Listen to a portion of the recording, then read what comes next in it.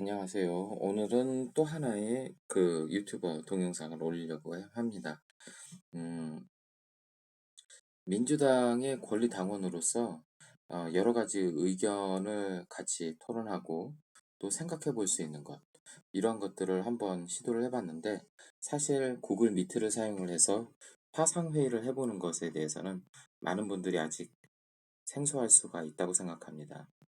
음, 오늘 사실 토론하고자 하고 싶은 것은 지난 한 주 동안의 국정감사 통해서 느꼈었던 것, 그리고 제가 알고 있는 지인들과 우리 대한민국에 대해서 생각하는, 우리가 왜 선진국이 아닌가, 그리고 앞으로 선진국으로 가는데 우리가 무엇이 부족한가, 이런 것들을 같이 한번 공유해보고, 다음 대선 때 누가 될 것인가에 대해서 같이 한번 의견을 나눠보고자 하려고 그랬습니다.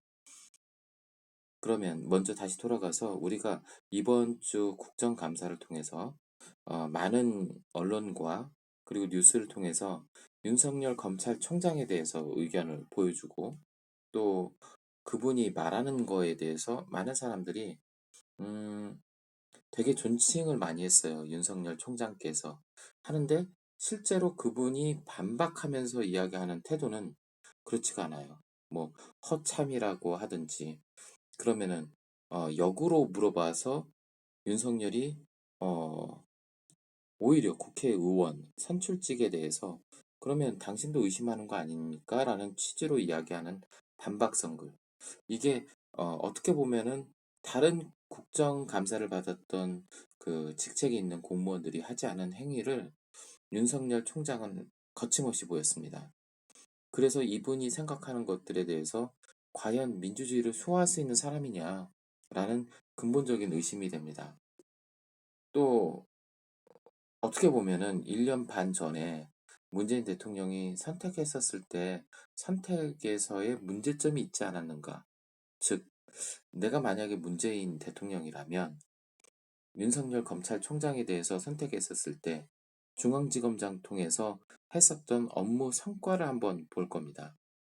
그 업무 성과가 과연 객관적으로 민주주의를 지향하고 있는 건가? 왜냐하면 업무 성과가 사실은 크게 드러나지 않았었던 것은 어, 조선일보 사장하고 그리고 조선일보와 관련된 여러 가지 사건들이 여전히 계류된 상황은 작년도 6월 달쯤에도 이미 드러났을 거라고 생각합니다. 그렇다면 업무를 평가를 하고 있는 이 기준, 검찰총장에 대해서 인사를 했을 때의 평가 기준이 조금 더 민주적인 사고방식을 가지고 있지 않느냐. 검찰을 사랑하되 권력에 대해서 날카로운 칼을 가질 수 있지만, 기본적으로 우리가 원하는 공무원은 민주공화주의의 공무원이다. 즉, 국민으로부터 선출된 권력에 대한 존중과, 그게 합리적인 정치이고요. 두 번째는 인권, 민주주의, 그리고 각 사람이 무죄 추정의 원칙에 따라서 존중받을 수 있는 권리, 이러한 것들을 포괄적으로 감당할 수 있는 사람이어야 하겠습니다. 그런데 어, 이러한 모습에서 마치 조국 장관에 대해서 선택적으로 압수수색을 70건 정도 한 것과 비교해서 자기 장모와 그 다음에 아내에 대한 문제에 대해서는 거침없이 반격하면서 그 부분에 대해서 정당화시키는 것, 국정감사를 이용해서. 그러니까 이러한 말발로의 정치가 아니라 실질적인 검사가 수사를 할 수 있는 방향에 대해서는 수사를 하고, 기소를 할 수 있는 방향에 대해서는 기소를 해야 합니다. 즉, 어떻게 자기 장모와 처가 무죄라고 또는 근거가 없다라고 판단하지 말고 일선 검사에서 숨김없이, 그 다음에 성역 없이 수사할 것을 저는 독려하고 있습니다. 그리고 이러한 가족 문제에 대해서 무리를 일으켜서 죄송합니다라는 기본적인 소양이죠. 그게 어떻게 보면은 공무원으로서 국민에게 서비스를 하는 사람의 소양입니다. 그런 소양이 없는 사람이 높은 자리에 위치해 있었을 때 우리 사회에 가지고 있는 여러 가지 피해. 첫 번째 피해는 많은 사람들이 행복함을 정치로서 얻을 수 있는데, 검사의 여러 가지 행위를 통해서 우리 사회의 갈등 모습을 언론들은 검찰에 더 선호적으로 표현하고 있고, 일부 깨어있는 시민들은 그러한 면에서 이거는 합리적이지 않다라고 판단하는 것. 이런 갈등 요소가 존재한다는 것이 어떻게 보면은 우리 대한민국에서 더 앞으로 나아가야 하는데 나아가지 못하는 것입니다. 이게 전체적으로 제가 이번 주 동안에 국정감사를 바라보면서 느꼈었던 거. 그리고 많은 사람들이 공감하는 것은 왜 우리나라는 선진국이 아닐까? 그것은 어떻게 보면은 정치가 후진국이었기 때문입니다. 정치를 할 때 조금 더 민주적인 그러한 절차와 민주적인 발언을 할 수 있고 상대방의 어떤 허점과 약점보다는 그 사람의 퍼포먼스, 그 사람이 실질적으로 했었던 것들을 감안하면서 나가지 않았기 때문에 그렇습니다. 그 예로 사실은 윤석열 검찰총장입니다. 모든 질문 속에서 사실 제가 제일 기대하고 싶은 질문은 1년 6개월 동안 했었던 업적에 대해서 한번 이야기해 주시고, 그 다음에 검찰총장이 1년 반 지났으니까 2년 임기 이후에 갔다라면 검찰총장이 갈 수 있는 좋은 방향은 어떤 것입니까? 그리고 전임 문무일 검찰총장이 했었던 좋은 점과 자기가 아직 못했었던 점, 그러니까 업무적으로 어떻게 하면 더 개선할 수 있을까, 검찰총장으로서. 그리고 민주주의를 위해서 본인이 해야 하는 그러한 포지션, 이런 것들을 조금 더 업무와 관련돼 가지고 이야기를 했으면 좋겠습니다.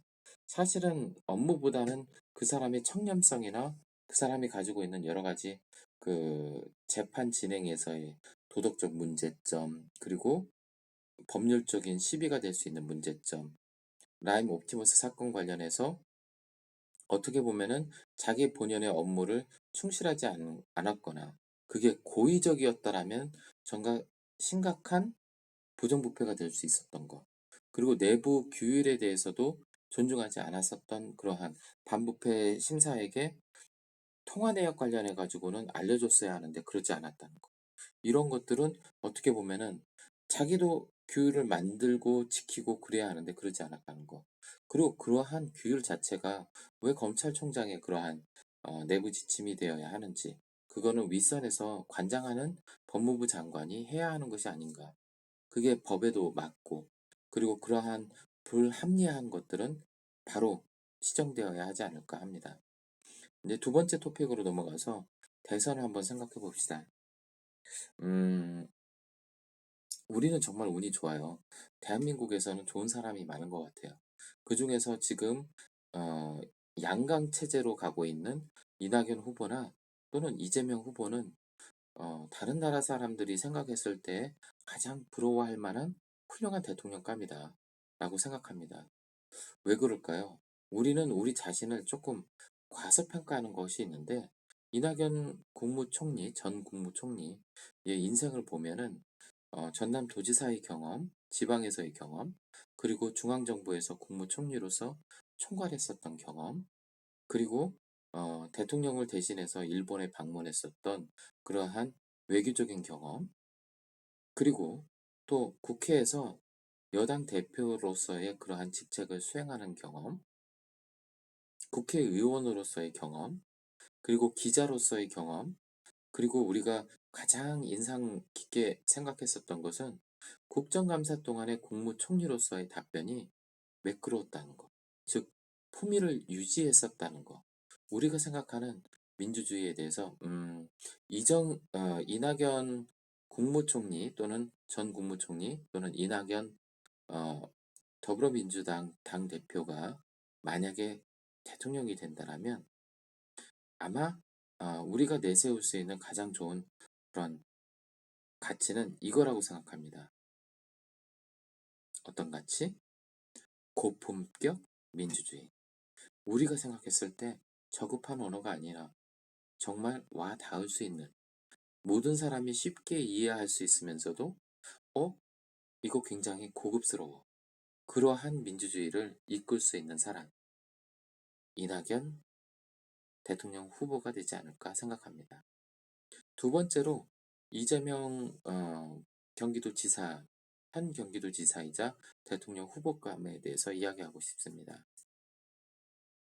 저는 이재명은 천재입니다. 왜 그러냐면 위기 상황 때 그것을 해결하는 방식, 신천지 관련해 가지고 모두 다 위기에 있을 때 내가 가지고 있는 권력을 통해서 해결할 수 있는 좋은 방식을 빨리 찾아서 갑니다. 그리고 많은 사람들이 회자됐던 것은 경기도 유원지에 있는 많은 불법 영업했었던 식당들을 정리함으로써 계곡이 깨끗해졌다는 것.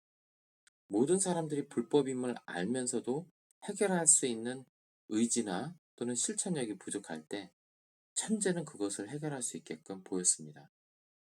그러면 어제 나왔었던 이야기 중에서 이명박도 그러한 대통령감 아니냐? 상계찬에 대해서 그렇게 과감하게 보여주지 않았느냐? 근데 두 개의 사건이 서로 다른 게 청계천은 그늘이 더 심합니다. 즉 보상을 제대로 못 받거나 아니면은 그러한 환경에 의해서 밀려나간 소수가 있습니다. 오히려 이재명의 해결 방식은 더 민주적인 것에 가까우면서 동시에 서로 법을 존중하는 것입니다. 과연 이명박 대통령이 청계천 사업을 했을 때 법을 존중했는가? 그런 부분은 한 번 더 의심을 해볼 필요가 있다고 생각합니다. 왜냐하면 우리가 다 알고 있던 4대강 관련해 가지고 이명박 대통령이 했었던 것을 보면 그분이 얼마나 떳떳하지 못한 방법을 했고 자기의 고등학교 동문하고 연결됐었던 많은 건설 업체들이 4대강과 관련된 사업을 땄었다는 걸 본다라면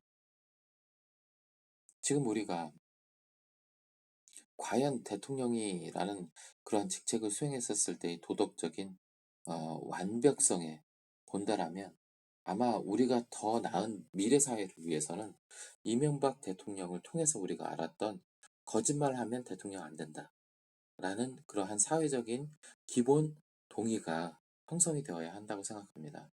반면에 이재명이 해결했었던 방식과 그리고 경기도 화폐를 통해서 해결했었던 방식 그리고 수익성을 추구하지 않는 공공주택을 통해서 청년들에게 또는 신혼부부에게 공급할 수 있는 그러한 환경. 그러면서 우리가 사실은 미래 사회에서 전세 제도가 사라질 것은 맞습니다. 그러한 현실은 받아들이고 월세를 하되 평생 살 수 있는 주택, 즉 월세가 부끄러운 것이 아니라 평생 살 수 있는 그러한 주택 환경. 이런 것이 공공성으로서 공급해 줄 수 있는 것. 그러면서 동시에 가격이 평생 살아도 괜찮은 그러한 가격.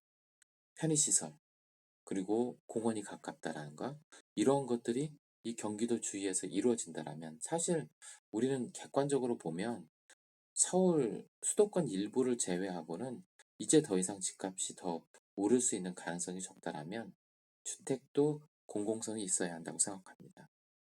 이러한 부분을 해결했었던 행정가의 탁월한 정무적 감각 능력, 그리고 사물을 바라보고 또 조직을 활용하는 그러한 모습을 통해서 왜 경기도에서 60에서 70%의 지지율을 받으면서 그런데 경기도가 1,300만 명, 1,400만 명입니다.